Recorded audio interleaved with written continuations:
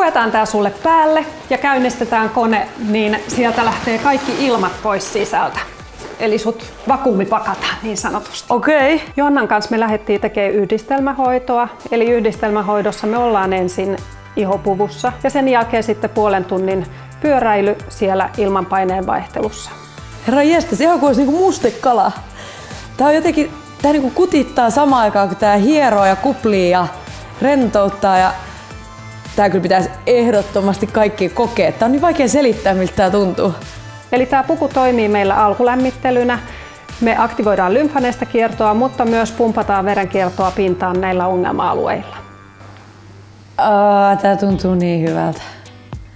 Joo, tää on nyt sun alkulämmittely 20 minuuttia. Voit nautiskella siinä ja lähdetään sen jälkeen sitten pyöräilemään. Kuule, ilomieli jään tähän makaamaan.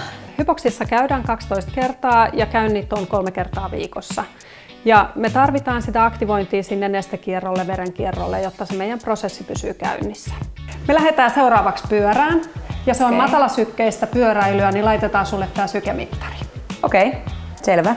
On tosi oleellista, että me tehdään treeni matalilla sykkeillä, jotta me saadaan se maksimaalinen hyöty tästä hypoksihoidosta. Ja näin me saadaan se rasva palamaan sieltä, mistä me halutaan. Noniin.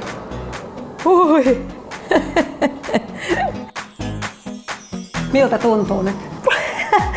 Siis tää on niinku hauska, kun tää tekee tämmöisen turvotusefektin. Siellä nyt, kun se alipaine pumppaa sitä verenkiertoa ihon pintaan ja me ollaan yhdistetty se liikuntaan, niin saadaan myös se rasvanpoltto käyntiin siellä ongelma-alueilla. Aivan.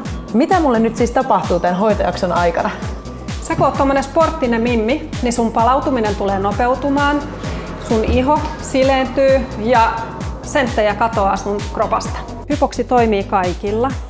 Jos haluaa tiputtaa painoa, se on oiva tapa lähteä liikkeelle tai sitten ottaa tueksi sitä muuta painonpudotusohjelmaa.